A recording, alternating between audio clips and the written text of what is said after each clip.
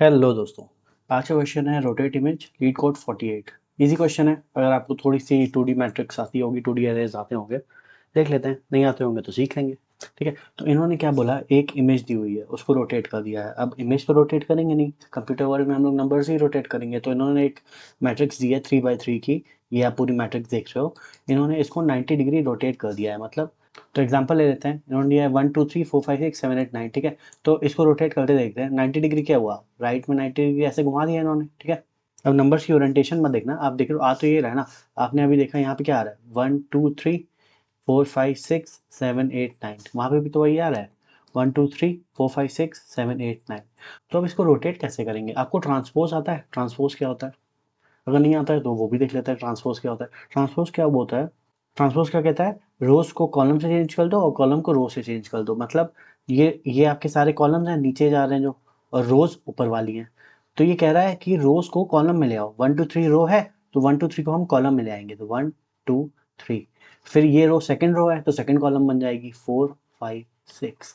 फिर ये third row जो है 7 8 9, इसको कॉलम बना देंगे, थर्ड कॉलम 7 8 9। तो ये होता है ट्रांसपोज, रोज और कॉलम्स को इंटरचेंज करना। ठीक है, तो आपने देखा हमने ट्रांसपोज किया, फिर कुछ समझ में आ रहा है? यहाँ पे लिख रहे ट्रांसपोज पहले 1 4 7 2 5 8 3 6 9, और एक्सपेक्टेड आंसर क्या है हमारा, 7 4 1 8 5 2 और 9 6 3। ठीक है, और ओरिजिनल तो ये था ही 1 2 3 4 5 6 7 8 9। तो आप देख रहे हो, अगर हमने ट्रांसपोज कर दिया, कुछ हमें सिमिलैरिटी मिल रही है एक्सपेक्टेड आंसर में। क्या किया, इसी को रिवर्स कर दिया इसने, 7 4 1 हो गया। 2 5 8 को रिवर्स कर दिया, 8 5 2 हो गया। 3 6 9 को रिवर्स कर दिया, 9 6 2 हो गया। तो आपने क्या ऑब्जर्व किया, दो स्टेप करने हैं, कुछ भी नहीं करना है। एक बार आपने ट्रांसपोज कर दिया, एक बार सारी रोज को रिवर्स कर दी, तो आपको आंसर मिल गया। ठीक है, अब देखेंगे ट्रांसपोज करते कैसे हैं, क्योंकि हो सकता है कुछ लोगों को ट्रांसपोज करना नहीं आता होगा, तो वो भी देख लेते हैं। तो अब जैसे 1 2 3 4 5 6 7 8 9, इसको ट्रांसपोज करना है। उससे पहले सारे इंडेक्सेस लिख लो, क्योंकि ये 2D एरे में दिया हुआ, ऊपर देख लो आप, 2D एरे में तो दिया हुआ है। ये 0 रो हो गई, 1 रो हो गई, 2 रो हो गई, और नीचे इसके सारे कॉलम्स हो गए, 0 1 2 0 1 2 0 1 2। ठीक है, रोज और कॉलम्स में मैट्रिक्स दी गई है। ठीक है, तो इसके भी लिख लेते हैं। रोज कौन कौन सी हो गई, 0 1 2। कॉलम्स कौन कौन से हो गए, 0 1 2। ठीक है, तो यहाँ पे एलिमेंट कौन सा होगा, 0 0। अगर इस एलिमेंट को एक्सेस करना है, यहाँ पे करना है 0 1, यहाँ पे करना है 0 2। ठीक है, सारे इंडेक्सेस मैंने लिख लिए। अब आपको इसको ट्रांसपोज करना है, तो कैसे करोगे, आपको 1 2 3 कहाँ लाना है, 1 2 3 यहाँ नीचे लाना है। ठीक है, तो एक्सपेक्टेड आउटपुट लिख देते हैं कि ट्रांसपोज करने के बाद क्या आएगा, तो थोड़ा आइडिया मिल जाएगा। मैं तो 1 2 3 आएगा, यहाँ पे ट्रांसपोज करेंगे क्योंकि पहली रो को कॉलम में चेंज कर दिया। फिर दूसरी रो को हमने कर दिया 4 5 6, फिर 7 8 9। ठीक है, इसके भी सारे इंडेक्सेस लिख लें तो ईजी हो जाएगा। 0 0 0 1, तो ये सारे इंडेक्सेस हमने लिख लिए हैं। ठीक है, अब आपने देखा 1 0 0 पे था, 0 0 पे अभी भी है। ठीक है, 2 आपने देखा 0 1 पे है, लेकिन अब 1 0 पे हो गया। कुछ नोटिस हुआ, 0 1 पे जो एलिमेंट था वो आपका 1 0 पे आ गया। कुछ थोड़ा नोटिस हो रहा होगा, एक बार और देख लेते हैं।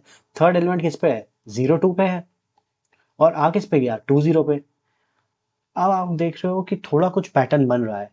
ये रो होती है, ये कॉलम होती है, जो रो और कॉलम का कॉम्बिनेशन है वही रिवर्स हो जा रहा है। ये तो कॉलम यहाँ आ जा रहा है, रो यहाँ आ जा रही है। नीचे भी यही केस हुआ।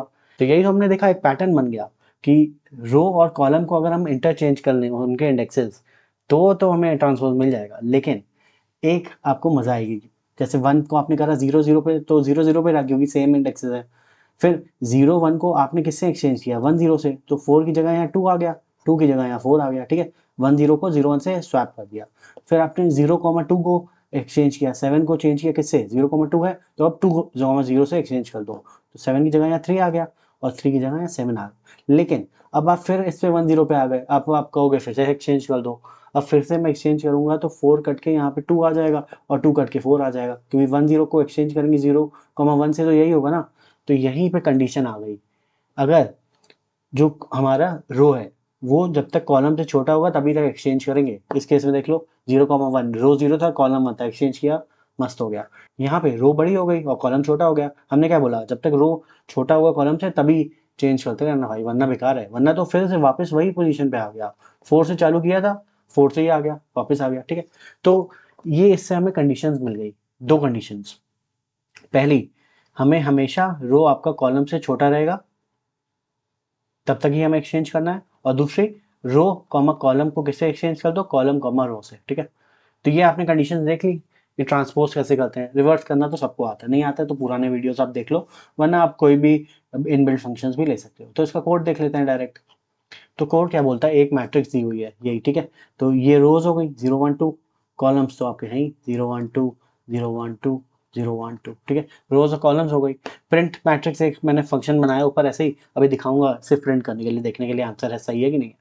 तो हमने क्या किया, तो हमने रो कहाँ से कहाँ तक ले ली, मैट्रिक्स की लेंथ तक। मैट्रिक्स की लेंथ कितनी, 3 है, 3 ही तो रोज दी हुई है 0 1 2, तो 3 की रेंज में 0 से 2 तक चलेगा, क्योंकि लास्ट एलिमेंट को वो इंक्लूड नहीं करता है रेंज में, ठीक है। कॉलम कहाँ से कहाँ तक चलेगा, मैट्रिक्स की रो के लेंथ तक, मतलब 0 रो पे जो एलिमेंट पड़ा है, जो रो पड़ी है कितनी लेंथ की है, 3 एलिमेंट्स हैं इसमें भी, तो ये भी 0 से 3 तक चलेगा, मतलब 0 से 2 तक चलेगा, क्योंकि 3 इंक्लूड नहीं होगा, ठीक है।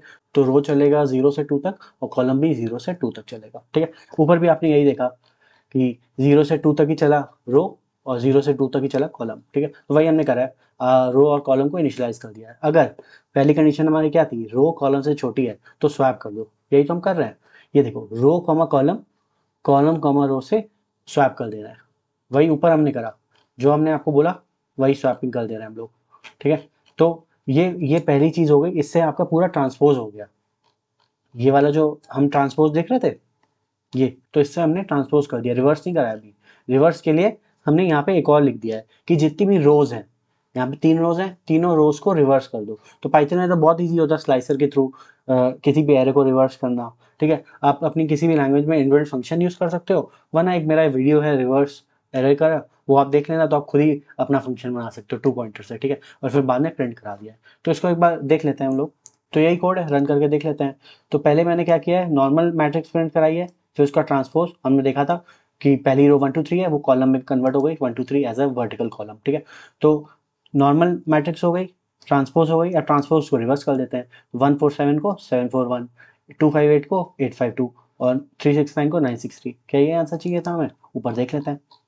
बिल्कुल यही आंसर चाहिए था। तो कितना इजी क्वेश्चन है, बस 2 ही स्टेप आपको याद रखने हैं, एक ट्रांसपोज दूसरा रिवर्स, क्वेश्चन खत्म, ठीक है। तो बताना कैसा लगा एक्सप्लेनेशन कमेंट्स में। बाकी लाइक शेयर और सब्सक्राइब तो चलते रहना चाहिए। मिलते हैं नेक्स्ट वीडियो में, बाय।